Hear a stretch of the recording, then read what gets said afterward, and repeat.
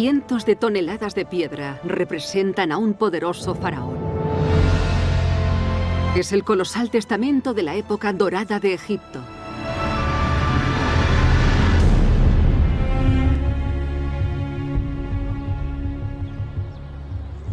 Creo que es aquí, a los pies de los colosos de Menón, donde uno puede hacerse una idea de quién fue Amenofis III. Para mí, Amenofis III fue el faraón más importante del antiguo Egipto. Gobernó durante la época de máximo esplendor de la cultura y civilización egipcias. Él es la Edad de Oro, el paradigma de todo aquello que hizo grande al antiguo Egipto.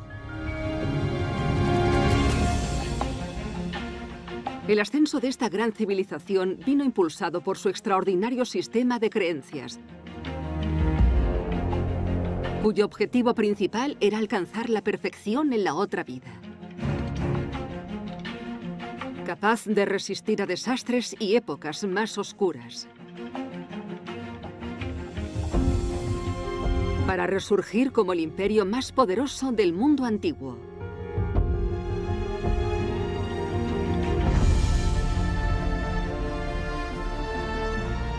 En este episodio voy a adentrarme en la que considero como la era más grande de Egipto, el Imperio Nuevo. Wow. Impresionante, qué maravilla de cámara. Una época de lujo, grandes diseños y un esplendor sin igual. Es una preciosidad. Pero como todo lo bueno, no podía durar eternamente. La poderosa religión de Egipto resultó ser su mayor debilidad. Descubriremos cómo los sacerdotes se hicieron tan ricos. Fueron sus luchas de poder con la corona las que destrozaron la unidad de Egipto. Fue precisamente este conflicto el que transformó la época dorada de Egipto en una época de decadencia y corrupción que acabaría rompiendo Egipto.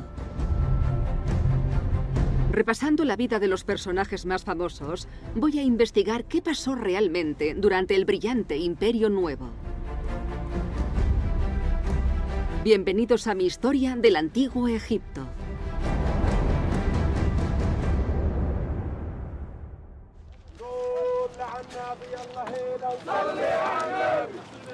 El Imperio Nuevo, hace casi más de 3000 años. La era de Amenofis III o Amenhotep III. Un tiempo en el que el poder y las creencias de Egipto alcanzaron nuevas cotas de inmensidad.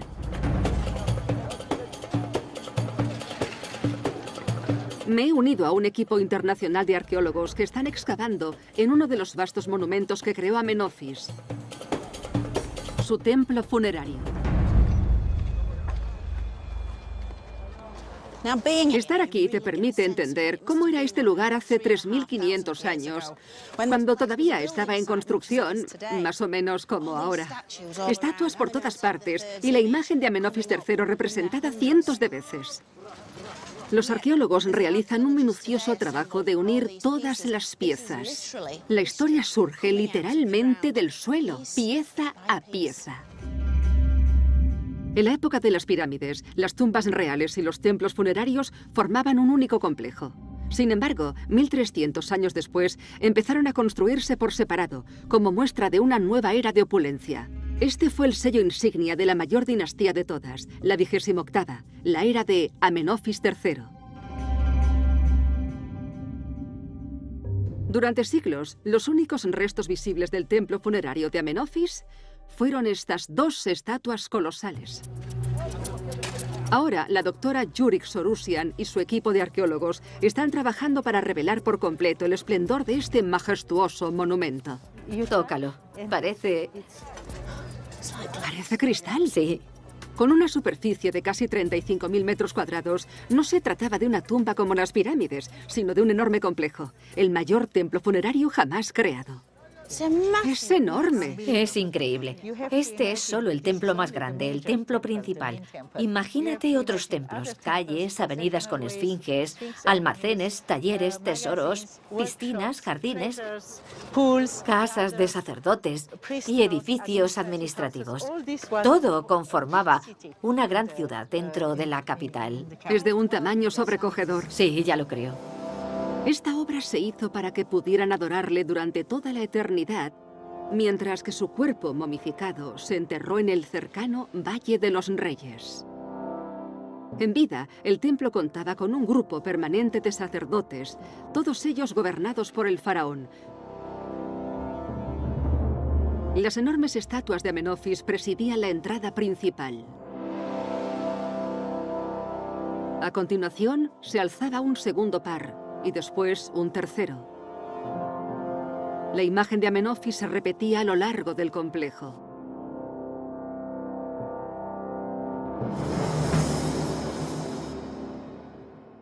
Espero que algún día sea posible viajar al pasado.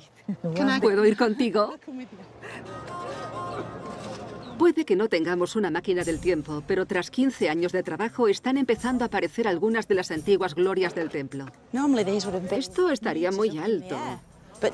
Poder tocarlo es impresionante. Poder cogerse de la mano del faraón es algo muy íntimo. Este coloso de la segunda puerta está escoltado por una de las estatuas mejor preservadas en las que aparece representada la consorte principal de Amenofis, la gran reina Tille o Ti. Aquí está. Ha sobrevivido a todas las catástrofes que han asolado a este templo. Parece un milagro. Podríamos decir que él la ha protegido durante siglos.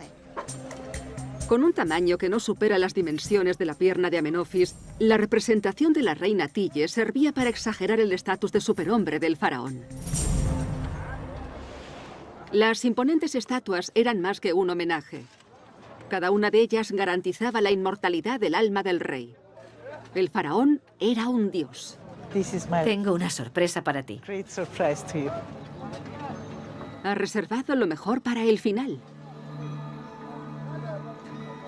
Adelante, destápalo. ¡Madre mía!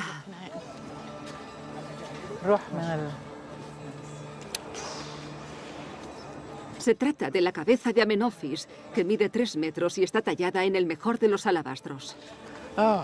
No sé qué decir. A lo largo de los años he visto muchos de sus retratos, pero ninguno tan imponente como este. Mirad la nariz. Es una escultura espectacular de la cara de Amenofis III. Nunca había visto nada igual. Con cientos de estatuas como esta, Amenofis multiplicaba su imagen como el dios más poderoso de Egipto, trayendo luz y vida al mundo.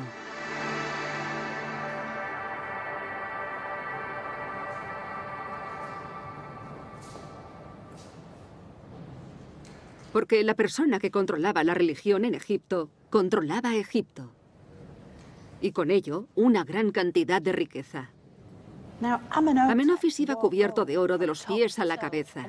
Además, regalaba oro a sus cortesanos, pero también lo usaba como arma diplomática.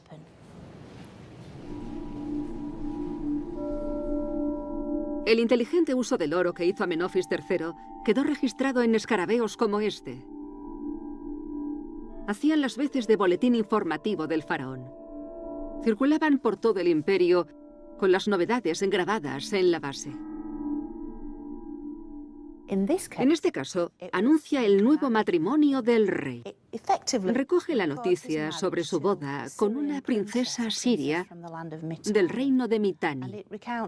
Cuenta que el faraón envió oro al padre de la princesa y este, a cambio, ofreció la mano de una de sus hijas al faraón, como una especie de novia por correo. Su nombre era Kiluipa. Y llegó acompañada de una corte de 317 mujeres.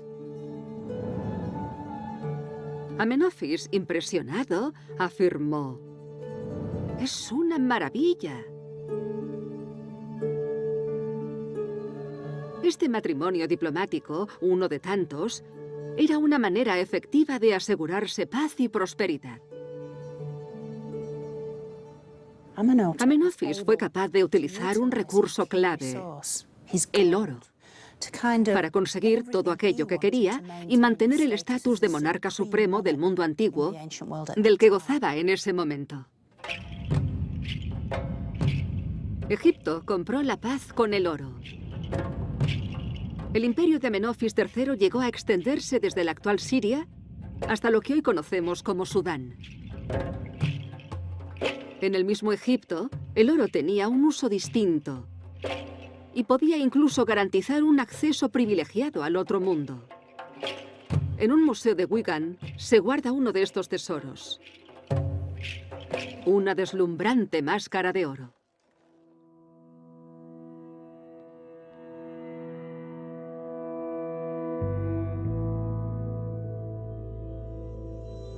Formaba parte de un ataúd para una mujer, por lo que se plasmaron sus rasgos faciales para que la reconocieran en el otro mundo. Es una preciosidad. El oro nos hace pensar que se trataba de alguien muy especial con un estatus social alto, alguien adinerado. Nunca podremos saber su nombre, pero lo que está claro es que se gastó una fortuna en prepararse para la otra vida. Cubierta por pan de oro, nos mira con ojos de alabastro y obsidiana negra. Nos permite adentrarnos en su mundo, en su forma de pensar, porque a pesar de que la máscara sea una preciosidad, estaba enterrada en una tumba, enterrada en un agujero en el suelo. No era para los humanos, sino para los dioses y los espíritus a los que quería unirse. Por eso su piel es de oro, porque los dioses tenían la piel de oro y ella quería que la considerasen como una de los suyos y que cuidaran de ella durante toda la eternidad. Los egipcios tenían un pacto especial con los dioses que convirtió a su país, a su imperio, en uno de los más poderosos y especiales. En la Edad de Oro, este pacto especial brilló más que nunca. La riqueza de Egipto se veía reflejada en su fe en la otra vida. El aumento de la cantidad de oro que acompañaba a las momias reales provocó que las tumbas tuvieran que ser lugares seguros a toda costa. Así que se estableció un lugar secreto en la orilla oeste de Tebas para enterrar a los faraones.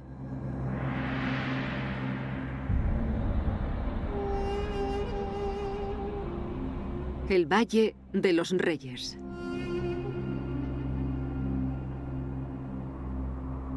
Siguiendo una costumbre ancestral, era esencial que cada una de las momias reales fuera enterrada en su tumba, porque cada una de ellas se convertía en un ancestro real, cuyas almas acumuladas formaban la esencia de Egipto.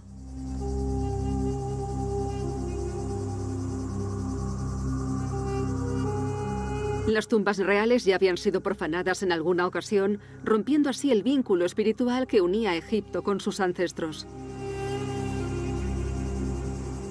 Para prevenir que algo parecido volviera a suceder, los faraones del Imperio Nuevo decidieron enterrarse en lo más profundo de este remoto valle, donde podrían descansar en sus tumbas talladas en roca sin que nadie les molestase.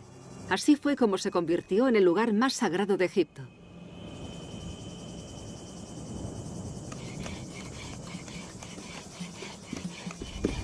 Tan elaborada preparación para embarcarse en la otra vida alimentó a una economía en crecimiento.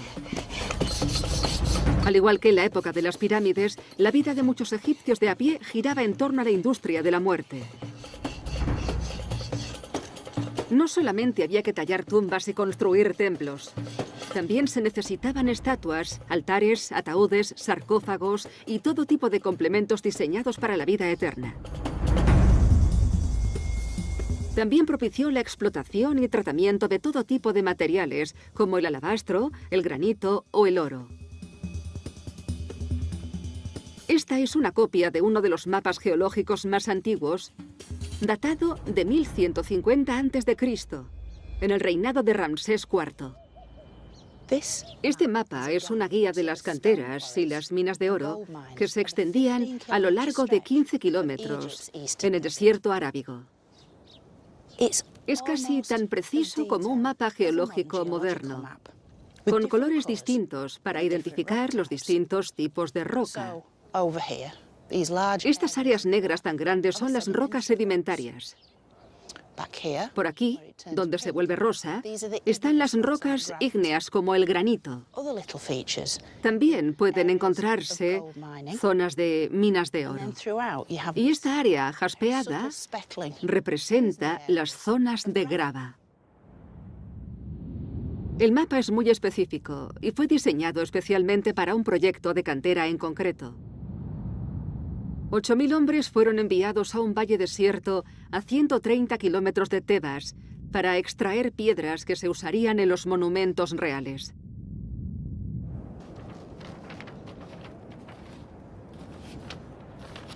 Pero lo que hace especial a este mapa es que nos lleva hasta la gente normal que trabajaba para el faraón construyendo tumbas en el Valle de los Reyes. Fue descubierto por unos arqueólogos en Deir el-Medina, un asentamiento que nació para acoger a los constructores de tumbas, arquitectos, artistas y escribas, así como a sus familias. Fue un lugar lleno de vida, niños jugando en las calles, entregas de pedidos y los colores, sonidos y olores de la vida cotidiana. El que diseñó el mapa fue uno de los trabajadores que vivían aquí. Hoy en día conocemos la identidad del diseñador del mapa, el escriba Amenak. Su distintiva escritura es ampliamente conocida gracias a otros trabajos literarios como poemas, plegarias, mapas o planos de tumbas. Y hay una pequeña inscripción con su nombre tallado, por lo que sabíamos dónde vivía. Amenak vivía aquí. Esta era la casa del escriba.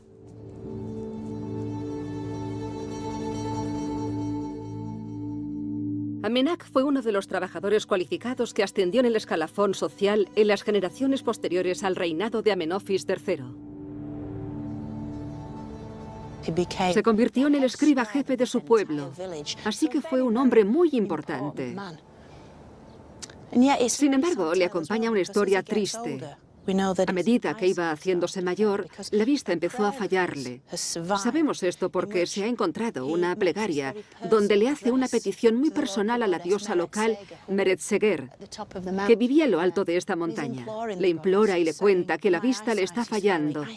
Ve la oscuridad por las mañanas.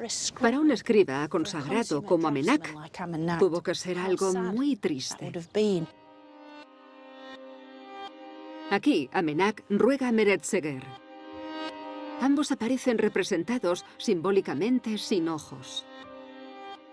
Es difícil no pensar en cómo, a medida que se hacía mayor y más débil, habría subido las escaleras que llevaban al techo y habría intentado concentrarse en el trabajo, a pesar de los problemas de vista. Habría intentado mezclar las pinturas, pintar las líneas y las palabras. En un día como hoy, habría necesitado la luz del sol para poder realizar su trabajo.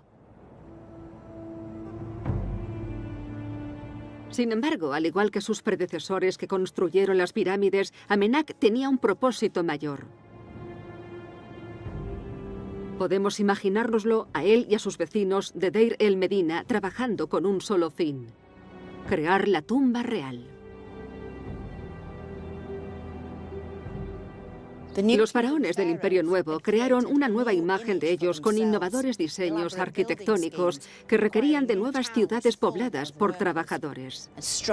Una economía fuerte que respaldaba una visión aún más grande para este mundo y el otro.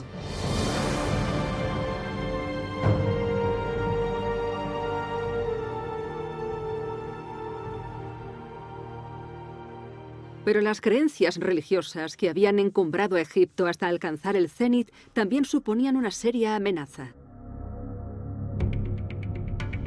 En el Imperio Nuevo, la mayoría del Estado se concentraba en Tebas.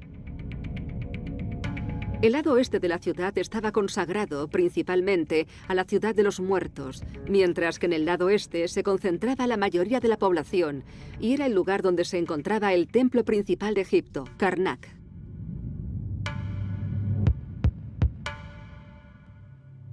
Karnak se convirtió rápidamente en el complejo religioso más grande del mundo antiguo.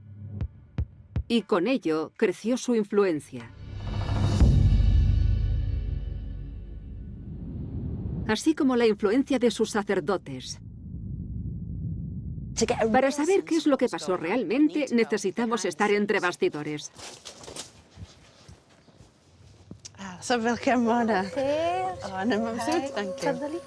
He conseguido recorrer este antiguo pasadizo al que solo tenía acceso el clero de Karnak.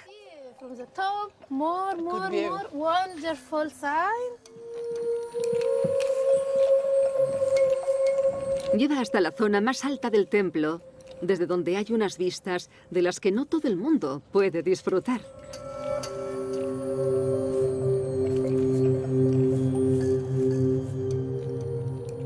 Fijaos, aquí caben Notre Dame y la Catedral de San Pablo. Y aún así sobraría espacio. Es inmenso. Karnak acoge una serie de capillas, altares y zonas sagradas dentro de un área de más de 100 hectáreas.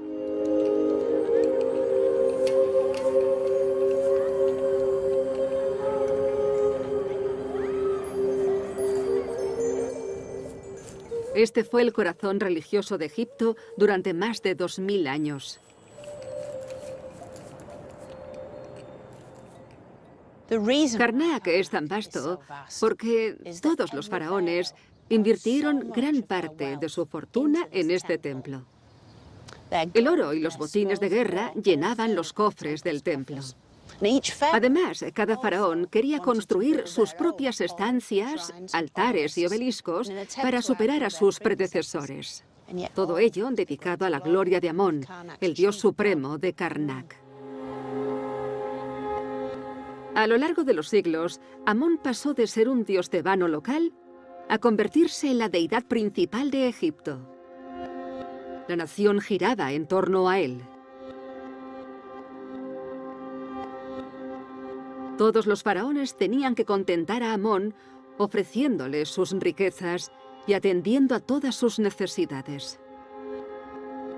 Este privilegio recaía sobre el sumo sacerdote de Karnak y se llevaba a cabo en el santuario interior del templo.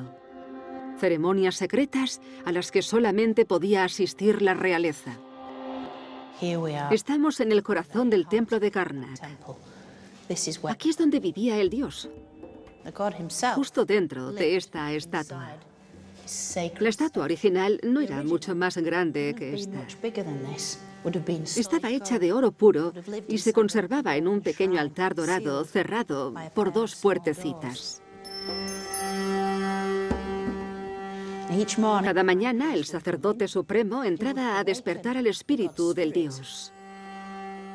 Lo saludaba, lo limpiaba, lo bañaba en perfume, lo maquillaba, lo vestía con distintas prendas de lino y finalmente ponía pequeñas joyas a la estatua.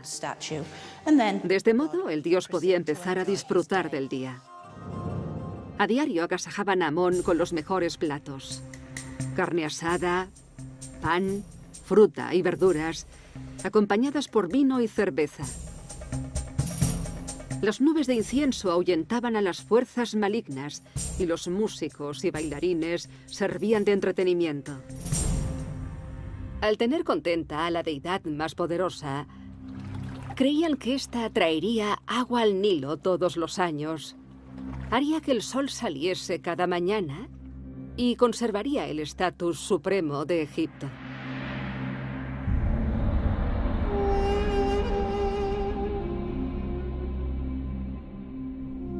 El acceso directo a Amón del que gozaban los sacerdotes supremos los convirtió en los mayores beneficiarios de la creciente prosperidad. Este tranquilo lugar es donde los clérigos, tanto hombres como mujeres, se bañaban 2 veces todos los días para conservar su pureza ante los dioses.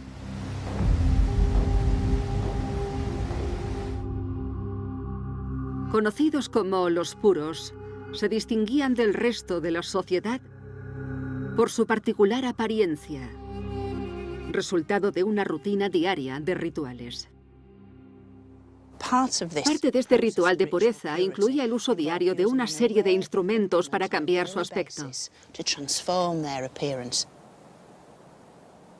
Uno de los puntos más importantes era la eliminación de todo el vello corporal, tanto en hombres como en mujeres. Usaban cuchillas como esta para afeitarse la cabeza y el cuerpo entero a diario. De este modo evitaban tener piojos u otro tipo de cosas que eliminaban la sensación de limpieza. También era esencial que tuvieran la boca muy limpia, ya que tenían que hablar ante el Dios. Para ello usaban una técnica bastante moderna. Básicamente consistía en usar natrón, un tipo de bicarbonato, como una pasta de dientes moderna, que les dejaba los dientes limpios. No solo eran escrupulosos con la higiene dental, también vestían ropas de lino puro y llevaban sandalias hechas de junco. Tras esta maravillosa transformación, tenían acceso a estos espejos de metal pulido. Así podían admirar su nueva apariencia y distanciarse de la plebe. Para los antiguos sacerdotes, la limpieza era un signo de divinidad, y ellos eran los elegidos de Dios.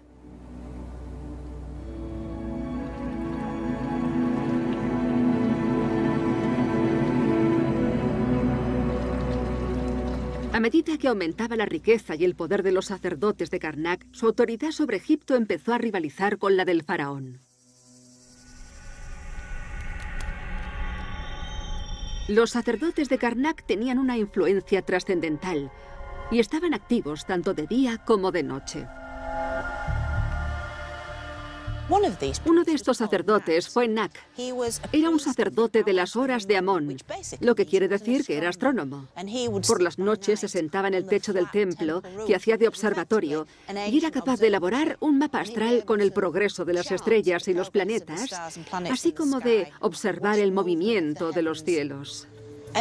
Mediante esta técnica, los sacerdotes eran capaces de calcular cuándo debían celebrarse determinados acontecimientos. Esto implicaba que Karnak estaba abierto las 24 horas del día. Los sacerdotes siempre estaban allí, siempre observando.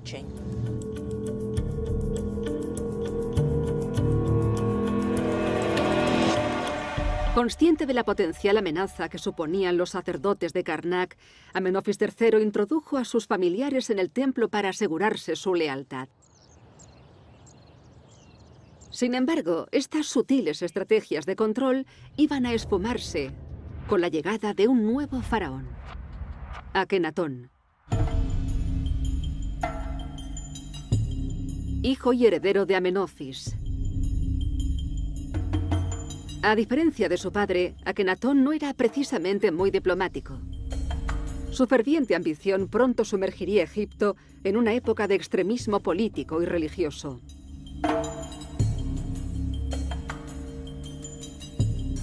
En los inicios de su reinado, Akenatón encontró una forma rápida de imponer su autoridad a los sacerdotes, construyendo un controvertido complejo nuevo en Karnak. Lo que observamos aquí es algo muy inusual. Es parte de una pared del templo de Karnak, pero no de la parte tradicional del templo, sino de una sección que se construyó un poco después y que se convirtió en un edificio revolucionario. No se construyó usando grandes bloques monolíticos de piedra, como es el caso de la parte original, sino que se utilizaron bloques más pequeños y fáciles de manejar. Pero lo más impactante de todo fueron las imágenes representadas en el nuevo templo. Akenatón había empezado a desmantelar la religión tradicional de Egipto, sustituyendo a las numerosas deidades por un solo dios. Si nos fijamos, las imágenes no tienen nada que ver con las anteriores. Amón no aparece por ninguna parte. El dios de Karnak no aparece representado en su propio templo. El dios que se muestra aquí es una forma del dios del sol llamada Atón.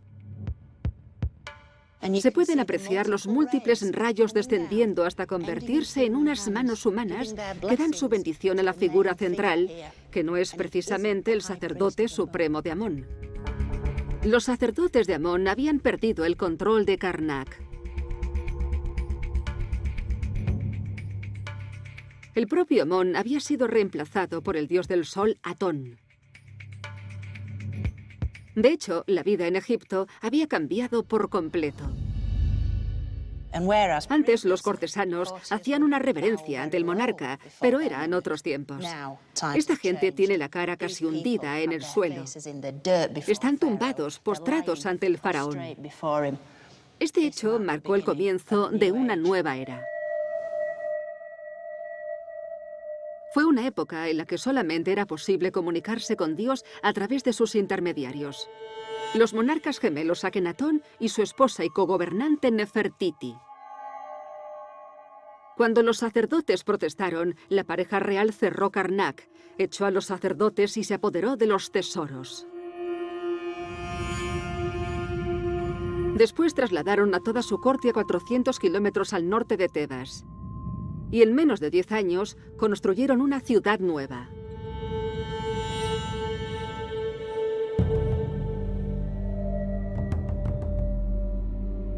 Hoy en día conocida como Amarna, sus palacios, templos y tumbas fueron decorados con imágenes de Atón, el dios del disco solar.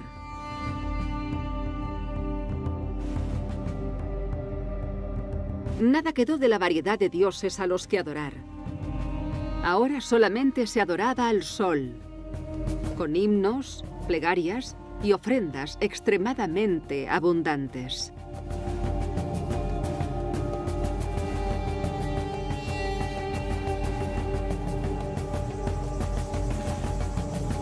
No obstante, la visión utópica de la pareja tenía un precio. Y cuando Akenatón murió, después de un reinado de 17 años, Egipto estaba en la ruina. Su hijo se convirtió en rey de Egipto y, a pesar de reinar durante menos de 10 años, consiguió convertirse en el faraón más famoso de la historia de Egipto.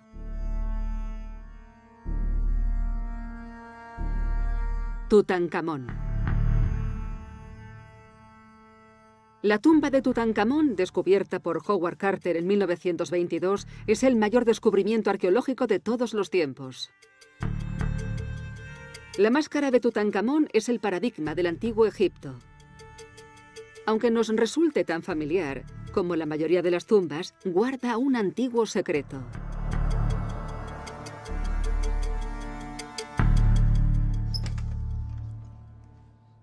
He venido al Instituto Griffith de la Universidad de Oxford para estudiar los documentos más detallados que existen al respecto.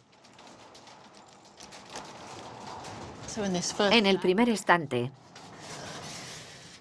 están todas las notas y diarios de Carter. En la parte de abajo tenemos todos los negativos de cristal originales de Harry Barton.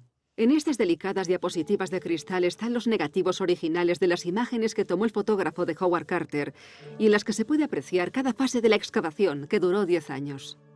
Esta muestra es la primera vista que tuvieron de la momia. Una visión de la tumba de Tutankamón que no es habitual. Este es el sudario encontrado en el tercer ataúd más profundo. Este es el momento en el que los embalsamadores acababan de terminar. Se depositaban las coronas y las ofrendas florales antes de colocar la tapa final. Es un privilegio poder verlo en blanco y negro.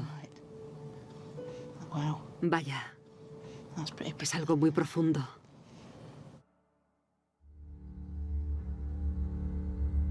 A pesar de su legendaria riqueza, Tutankamón fue un faraón insignificante en vida. Su prematura muerte, después de reinar durante solo una década, ofreció a los sacerdotes de Karnak la oportunidad perfecta para borrar todo rastro de Akenatón, Nefertiti y del período amarniense.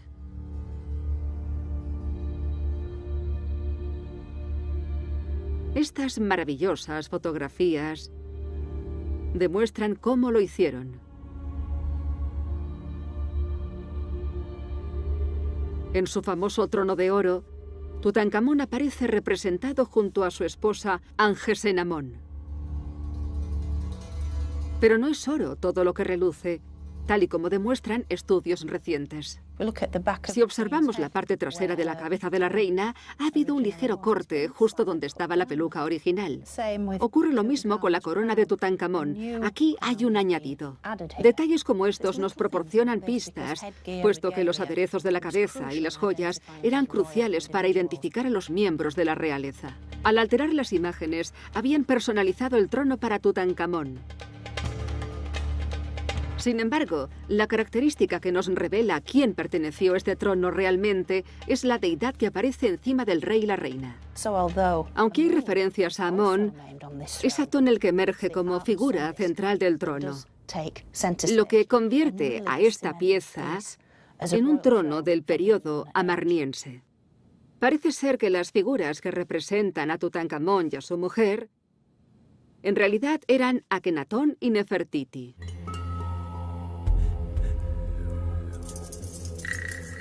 Otra de las pistas puede encontrarse en una de las piezas más famosas de la historia antigua, la máscara dorada de Tutankamón, o quizá no. Estudios recientes se han centrado en observar una característica que había pasado desapercibida hasta el momento: los agujeros de las orejas. La idea es que, en principio, dicha máscara fue diseñada para otra persona. Los estudios sugieren que Tutankamón solamente llevó pendientes durante su infancia. Así que a los 20 años, la edad a la que murió, no se le habría representado con las orejas agujereadas. Esta máscara no se fabricó para un faraón adulto. De hecho, al comparar el oro con el que se hizo la cara, se ha descubierto que es totalmente distinto al resto de la obra. Se pueden apreciar claramente las marcas de la soldadura. Esto hace pensar que la cara de Tutankamón se insertó en la máscara de un gobernador anterior. Un gobernador que llevaba pendientes. Un gobernador que podría haber sido una mujer. Un gobernador que podría haber sido Nefertiti.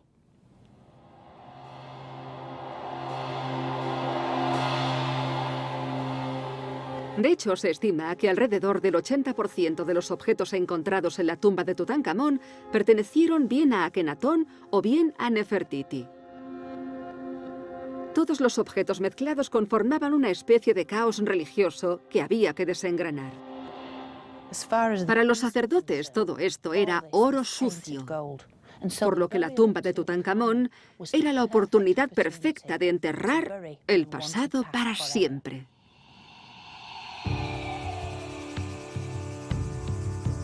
La ciudad de Amarna fue abandonada y demolida, así como la memoria de todo aquello que representaba. La religión volvió a instalarse en el Estado. Los sacerdotes recuperaron sus puestos en Karnak. Y Tebas era, de nuevo, el lugar donde yacía el poder sagrado. Era el turno de la siguiente dinastía del Imperio Nuevo. Tutankamón, que murió sin dejar heredero, fue sucedido por una serie de gobernantes castrenses. La dinastía XIX.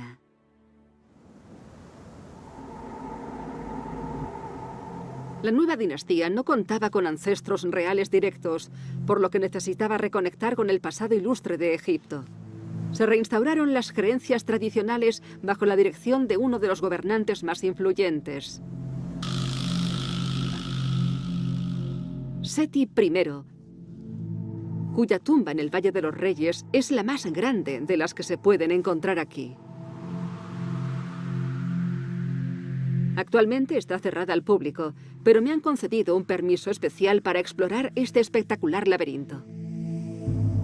La tumba nos invita a adentrarnos en las profundidades, nos atrae hacia el inframundo y la oscuridad. Es una tumba verdaderamente profunda. Los 174 metros de pasillos y cámaras que la conforman se esculpieron a mano. Y se cubrieron de arriba abajo con escenas realmente espectaculares.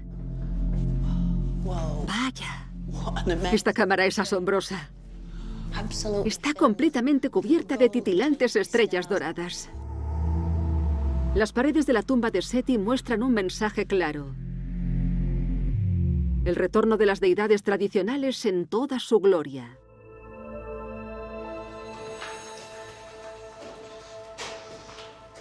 Aquí vemos a Seti con los dioses.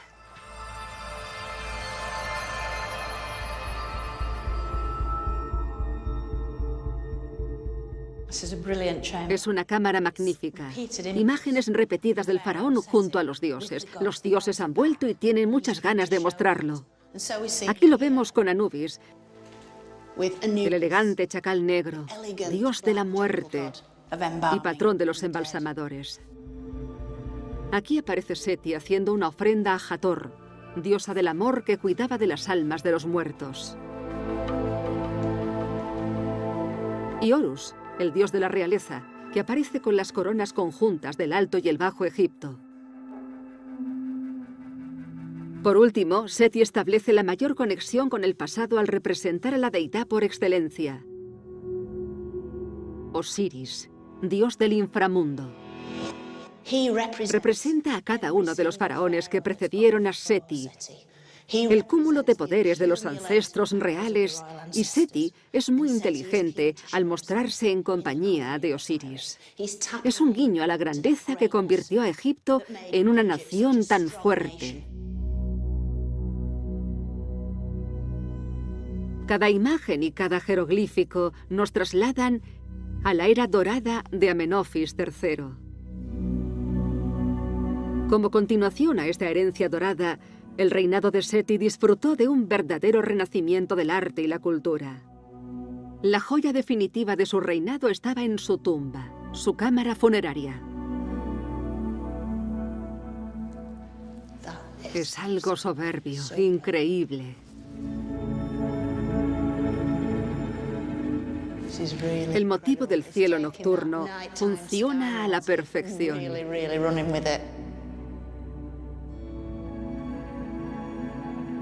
Este es el cielo visto a través de los ojos de los sacerdotes astrónomos.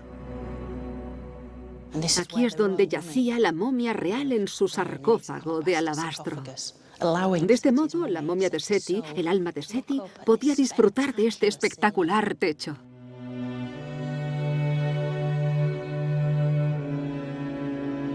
El sistema egipcio de creencias tradicionales cubre todas las superficies.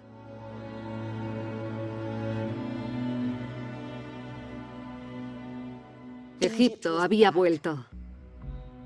Seti había traído de nuevo los días de gloria. Era como si el periodo amarniense nunca hubiese existido. Para los hombres y mujeres del pueblo era una gran noticia porque se había restaurado el orden. Había terminado el caos. Y todo estaba en su lugar en el mundo.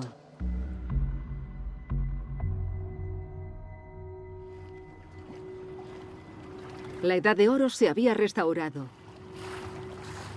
Y no solo para los grandiosos faraones, sus gloriosas tumbas y enormes monumentos, también para la mayoría de la población de Egipto, incluidos los habitantes de Deir el-Medina, el poblado de los constructores de tumbas situado cerca del Valle de los Reyes. A las afueras del poblado había un gran hoyo, el vertedero. En él se han encontrado cientos de miles de piezas de cerámica y piedra, cubiertas de imágenes y palabras. Escrito con un discurso hierático, una especie de jeroglíficos, son el equivalente a las notas, las listas de la compra o mensajes de texto actuales. Este es el tipo de cosas que nos permiten conocer cómo era el día a día. Sí, ya veo. Y saber qué era lo que pasaba realmente. Con la ayuda del doctor Glenn Godonjo, un experto en escritura hierática, podemos colarnos en ese mundo privilegiado, alejado de los reyes y los dioses. ¿Cuál es tu favorito? Me quedo con este. Es muy interesante porque se trata básicamente de una lista de cosas que necesitas para una fiesta. La información aparece en una tabla, así que tenemos filas y columnas y en cada uno de los espacios aparece el nombre de una persona y lo que llevó a un evento en concreto. Por ejemplo, esta persona, aunque no se ve el nombre, llevó 11 unidades y fue la persona que más cosas llevó. Sabemos, por ejemplo, que llevaron pan y aquí abajo tenemos cerveza, una jarra para ser exactos. Además de la cerveza y el pan, aparecen registrados alimentos para darse un verdadero festín. 20 piezas de fruta, una jarra llena de alubias, pescado, carne e incluso tarta. Lo que más me gusta de todo esto es la idea de la comunidad reuniéndose. Hace que podamos identificarnos con los antiguos egipcios y los convierte en algo más real. A todo el mundo le gustan las fiestas, pero no toda la vida es fiesta, y la gente pasa por épocas duras. Este fragmento empieza con la historia de una ruptura. Jesisunebez se ha divorciado de la señorita Hel. A continuación se desarrolla una tierna historia de apoyo por parte del anónimo autor. Da la impresión de que quería cuidar de Hel. El texto cuenta que el autor se pasó 3 años dándole una medida de farro al mes. Pero la cosa no termina ahí. Ella le da una faja al autor y le dice que vaya a venderla a la orilla del río, que es donde estaba el mercado. A cambio de esto, le pide una medida de farro. Nadie quiso comprarle. El texto continúa diciendo que el autor intentó rebajar su precio. Justo aquí hay una valoración de un cliente. Es una sola palabra, bin, que significa malo. Vaya, es una historia muy triste. Así es, la faja ni siquiera valía una medida de farro. Es algo triste, pero el autor es tan buena persona que termina por comprársela por un precio muy superior a su valor en el mercado. Era un buen hombre. Es una pena que no sepamos su nombre. Sí, la verdad es que es una pena. Por lo menos nos quedan sus palabras. Una de las muchas voces de Deir el-Medina que nos llega a través de 3000 años de historia. Nos cuenta los altibajos de la vida, un tema muy familiar, incluso a día de hoy. Para muchos, el Imperio Nuevo fue una época de abundancia, pero no iba a durar mucho más. La era dorada de los ricos faraones se estaba volviendo todavía más superficial.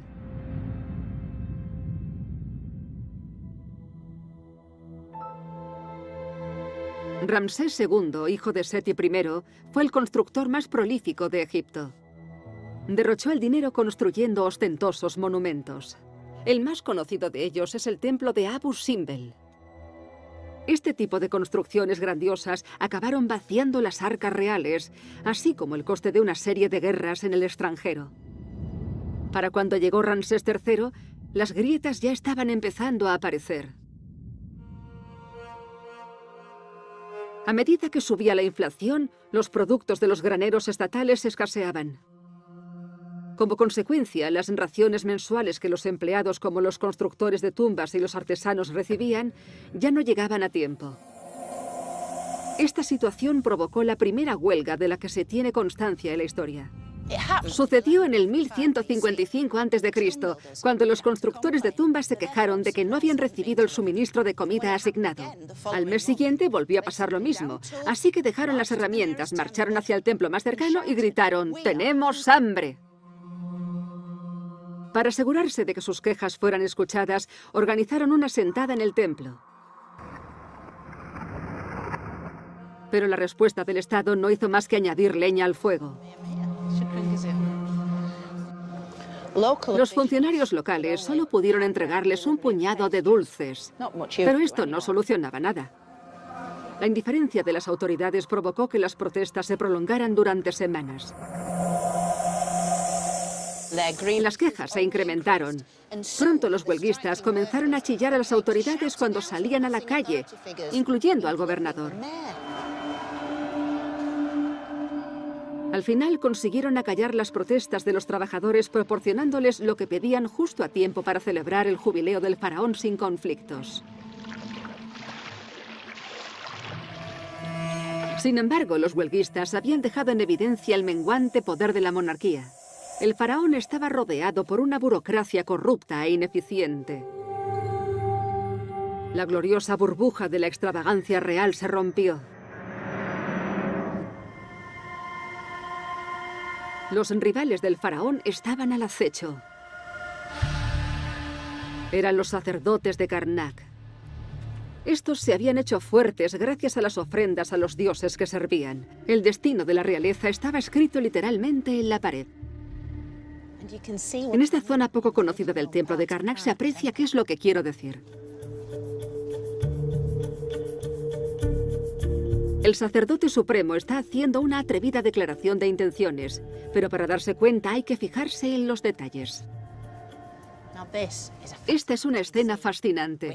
En ella podemos ver al faraón Ramsés IX mirando al sacerdote supremo. Pero hay algo extraordinario en ella. Por primera vez, el faraón y el sacerdote están representados a igual escala. Tienen la misma altura. Esa es la razón de la expresión de satisfacción del sacerdote, con los brazos en alto a modo de victoria. Los sacerdotes eran muy listos y representaron al faraón subido a un cajón. Así parece que sea más alto, cuando en realidad miden lo mismo. Esto demuestra que los sacerdotes tenían el poder. Básicamente le están diciendo al faraón que son igual de grandes que él y, por lo tanto, igual de importantes.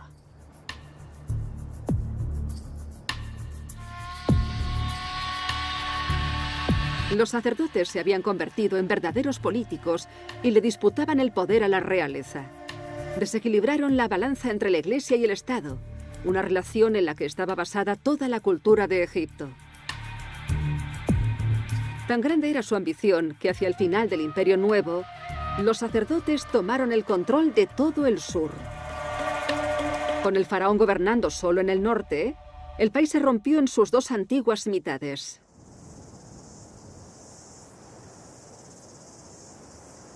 Pero lo peor estaba por llegar. En Medinet Abu, el templo funerario de Ramsés III, se puede apreciar cómo estos sacerdotes y políticos no tenían ningún interés por la otra vida.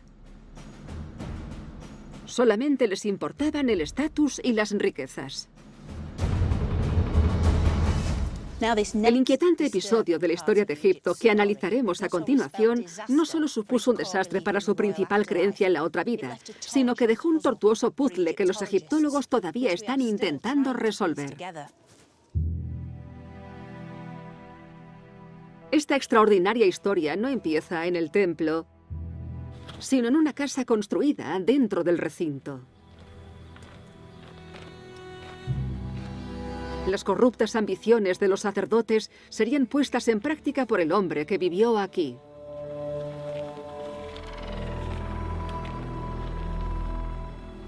Se llamaba Butehamun. Como escriba de la necrópolis, trabajaba en el cercano Valle de los Reyes. Este es Butehamun, con la cabeza rapada, la falda almidonada y los brazos alzados a modo de plegaria. Está rezándole al gran dios de Tebas, Amón. Aunque su historia no tiene nada que ver con esta imagen tan piadosa. Fue aquí mismo donde recibió una carta con instrucciones de su jefe, el sacerdote supremo de Karnak. Esta es una copia de la carta. Su contenido es impactante. En ella, el sacerdote supremo le dice a Butehamun: tendrás que desempeñar para mí una tarea en la que nunca antes te has embarcado. Abre una de las tumbas de las más antiguas y conserva la puerta sellada hasta que vuelva. Aunque es un lenguaje algo eufemístico y críptico, tanto el emisor como el receptor sabían de qué estaban hablando. Este acto tendría un gran impacto sobre Egipto. Butehamun fue ascendido. Su nuevo título era el de abridor de las puertas de la necrópolis. Puso rumbo al Valle de los Reyes acompañado por sus hombres. Se llevaron con ellos herramientas y rollos de lino. Su misión no era otra que desmantelar el cementerio real en busca de oro. El objetivo era acumular riquezas.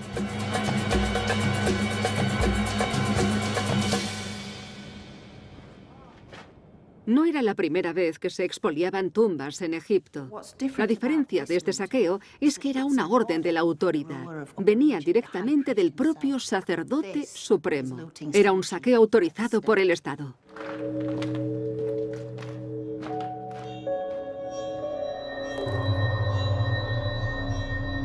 Butejamun conocía el lugar secreto donde se encontraban las tumbas reales, así que empezó con el trabajo de restauración, tal y como lo llamaba él. El tabú definitivo estaba a punto de romperse. Butejamun y sus hombres se pusieron manos a la obra. Rompían el sello de las tumbas reales, levantaban la tapa del sarcófago, sacaban a las momias de sus ataúdes de oro y se disponían a desenvolverlas.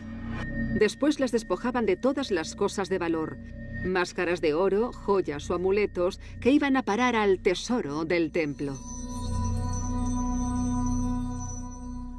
Por último, envolvían de nuevo a las momias en lino y las enterraban todas juntas.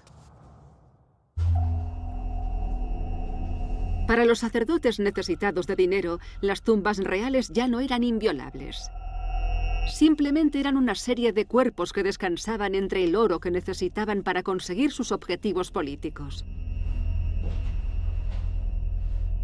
Durante 20 años, este lugar se convirtió en uno de los talleres donde Butejamun se dedicaba a envolver momias. Los arqueólogos han encontrado aquí fragmentos de oro pertenecientes a ataúdes reales, señales de los tesoros perdidos de numerosos faraones.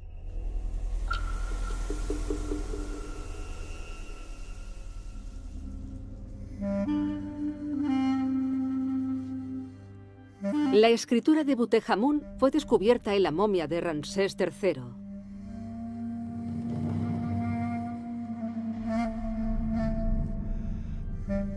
Sin ningún respeto por lo sagrado, volvió a enterrar al gran faraón Amenofis III en el ataúd de Ramsés III y usó la tapa, que no encajaba, del de Setis II.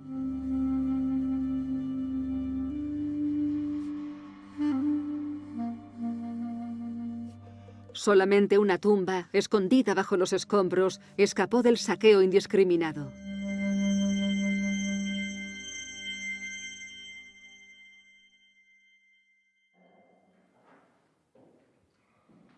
La mayor violación del alma del antiguo Egipto se había completado.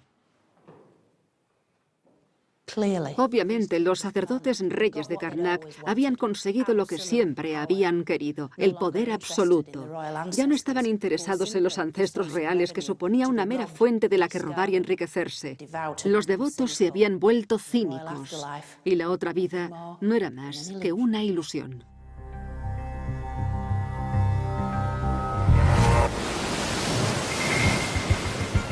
A partir de ahora, la historia de Egipto será escrita por invasores procedentes de más allá del Valle del Nilo. Cambises le mandó un mensaje muy claro a los egipcios. Ahora mandaba él. Pero el arma secreta de Egipto era su cautivadora cultura. ¡Wow! ¡Mirad eso! ¡Miradlo! ¡Es precioso! Consiguió seducir a gobernantes de lugares remotos del mundo antiguo. El renacimiento final del Egipto antiguo estaba en las manos de otro gran imperio. Que pase el gran hombre macedonio. Que pase Alejandro Magno.